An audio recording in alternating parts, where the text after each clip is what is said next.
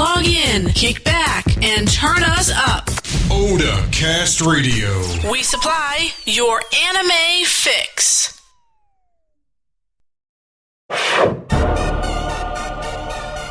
Alright, it's about that time. You're listening to the Screen Visions Movie Blog Podcast, and we are up and ready for the Otakast Radio News Update. From Otakast Radio Network's news desk,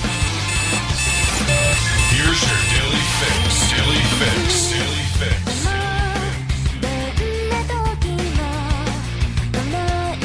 We supply your anime fix. Oh, yeah. This Otakast Radio News Update brought to you by the Anime News Network, the internet's most trusted anime news source, ANN. So powerful yet so accessible, www.animenewsnetwork.com. Alright, so Dura premieres on US TV's Adult Swim tonight. Alright, the television series Anime premieres on the American television network Adult Swim tonight at 12:30 a.m. or 4:30 a.m. Eastern Time. The 2010 Dura anime adapts, here we go folks, Ryogo Narita's suspense action light novels of the same name. After launching his earlier Bakano light novel series, Narita wrote Dura, rapt adolescent fantasy romance, and the color young denizens of Tokyo's Ikeburu neighborhood. Narita has written 9 Dura novel volumes since 2004, and Akio Satoriji began drawing a manga series in Square Enix's G Fantasy magazine in 2009. Aniplex shipped the entire 26-episode anime on DVD in North America. The website Crunchyroll streamed the anime outside of Japan as it aired. Moving right along, new English translated manga magazine Gen has launched. Gen publishes Underground Artist. First issue is available as free download. A new monthly magazine named Gen has launched with original manga by Japanese underground artists, and the first issue, available as a free download, is digital, and you have the limited edition print copies. The Manga Maniac Cafe website interviewed the magazine's editor-in-chief, Robert McGuire. McGuire said that Gen will feature seinen and doujinshi manga for the adult market made by doujin circles in Japan. We aren't a traditional publisher that buys rights to already existing titles, McGuire said. We find Japanese or underground artists to create original manga for Americans. We translate the work as it is created and publish for our readers first. McGuire also said that his company, Gen Manga Entertainment, was working on an online version of the magazine that would be readable on all devices. Gen Issue 1 contains 140 pages and 4 stories in black and white. In addition to the download, a print copy is available from Amazon for $9.95. And on to the next one, Defense Fund to oppose Canadian manga child porn case. The U.S. man charged with child pornography for bringing manga into Canada. The Comic Book Legal Defense Fund, or the CBLDF, announced on Friday that it will support the defense of an American man who is on child pornography charges for bringing manga on his computer into Canada. I keep saying Canada. It's Canada, dang. God. The man, whose name is being withheld at the request of his legal counsel, is a computer programmer in his 20s. The CBLDF reported that the man was flying into Canada to visit his friend when Canadian Customs searched his belongings. A customs officer found images on the man's laptop computer and characterized them as child pornography. That's a shame. Are all comics in the manga style? Emphasize CBLDF and not photograph material? The man was charged with both possessing and importing child pornography. Canadian law dictates a minimum prison sentence of 1 year and a maximum of 10 years for an indictment and conviction on a child pornography importing charge. A summary conviction without indictment or trial would carry a sentence of 90 days to 18 months. Man. So an indictment and conviction on possession of child pornography would carry a sentence of 45 days to 5 years, while a summary conviction on the same charge would carry a sentence of 14 days to 18 months. The CBLDF will contribute financially to the man's defense, estimated to cost $150,000 or about $152,000 and provide legal assistance. This man is in some hot water over something that doesn't seem like it's a big deal. But if he did have child pornography, maybe he deserved it. Who knows?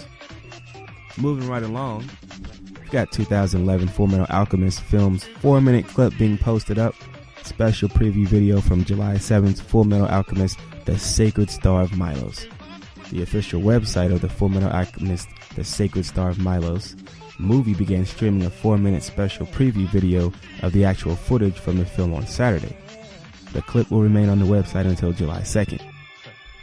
And that was your Otakast radio news update. We will be back after the short break.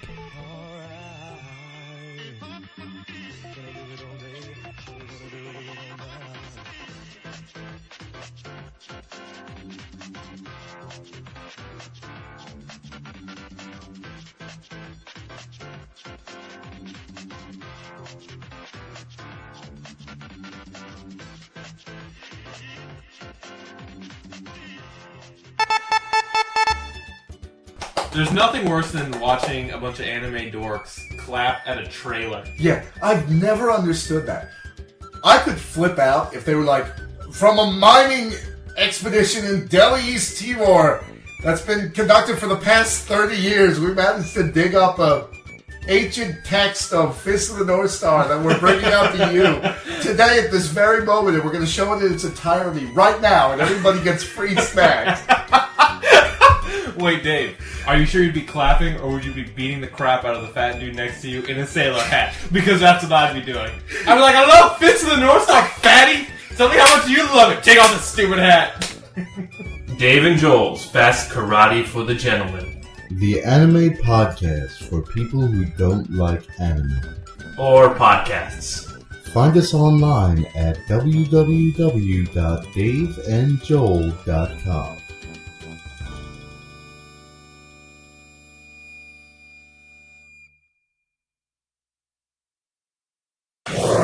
The Big Bold Broadcast is inspirational. Now we're just going to scare the shit out of everyone. Let's lose technology. You just want to kill yourself, right? It's like, give me the gun. I'll just do it right now. Sensical. You have the pearly gates and you go, I gotta piss before it buries me. Sensitive. So whatever happened to mommy? Like, don't I have a mom? Like, yeah, you had a mom. You wanted a Wii one year. She tried to get you one, and she died. And to hell with it. The Big Bald Broadcast, featuring Kyle Hebert, Otherworld Steve, the engineer, guests, hijinks, and all the geeky news that you can use for 4 years and going strong.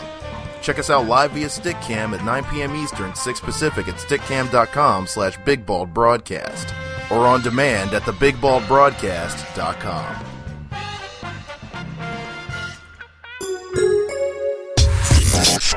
Welcome back to the Screen Visions Movie Blog.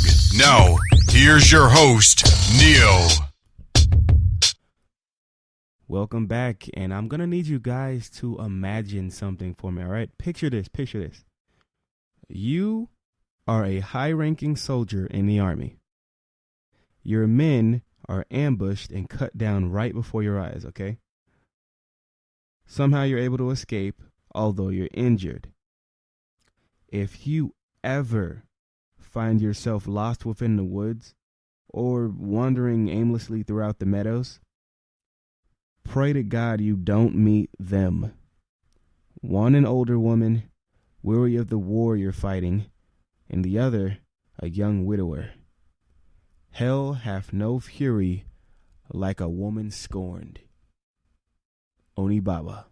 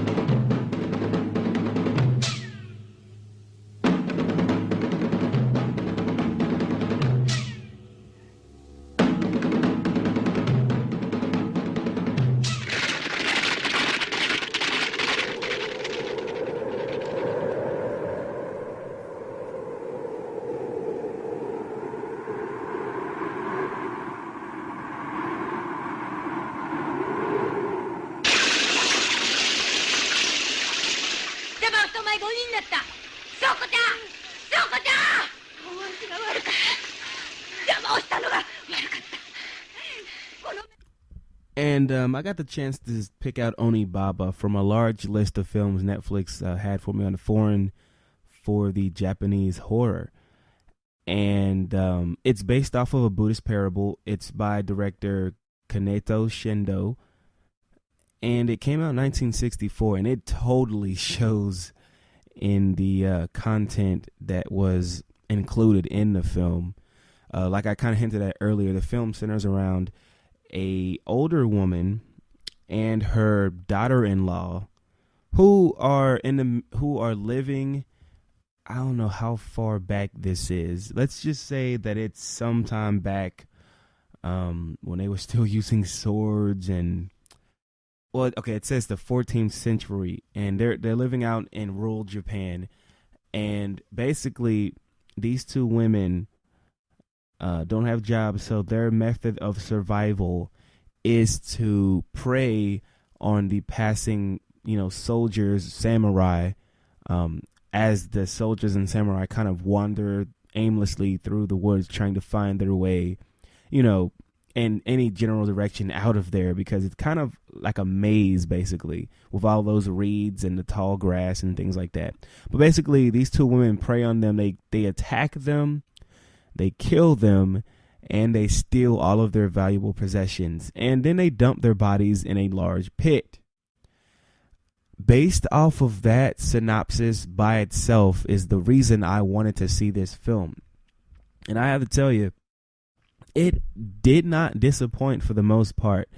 Right off the bat, some of the themes and some of the subtext of when I was able to pick up a major theme, surprisingly, is sex. And I think it's because of the women having been without their men for so long.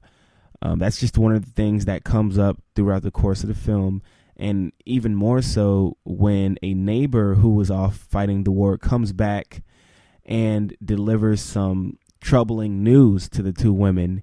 And basically, this neighbor, whose name is Hachi, becomes fair game to our two main characters. I don't believe they have. Did the two main characters have names in the film? I don't believe so, but I believe Hachi, the neighbor, is the only one that is given a name out of the three characters. But I say throughout the course of the film, up until the very end, you don't even get a sense that it's a horror film, because the majority of the film is spent with the two women sort of, just kind of going about the routine of, killing these soldiers and stealing their possessions, selling them for food. And in between that, you've got these two women sort of debating over the character of their neighbor Hachi. And Hachi's just kind of your average He-Man. He's like, oh yeah, I'm out here with two beautiful women, and one's older, and I could tell her anything I want because the young one kind of likes me, and that sort of thing. And then towards the end of the film, the older woman and the younger woman, they kind of get into it, and the older woman's sort of like, you should probably stay away from Hachi because he's trying to get you. And the younger one, she doesn't say it, but it's written all over her face. She can kind of sense the tension between herself and her mother-in-law, and her whole, I guess, disposition is that she feels the mother-in-law is jealous, and her actions show that, in that she pursues Hachi and seeks him out throughout the night, and they get together, and they do their little horizontal dance every night. And once the mother-in-law catches on to this, she conjures up a scheme to basically scare her daughter-in-law into not being with Hachi.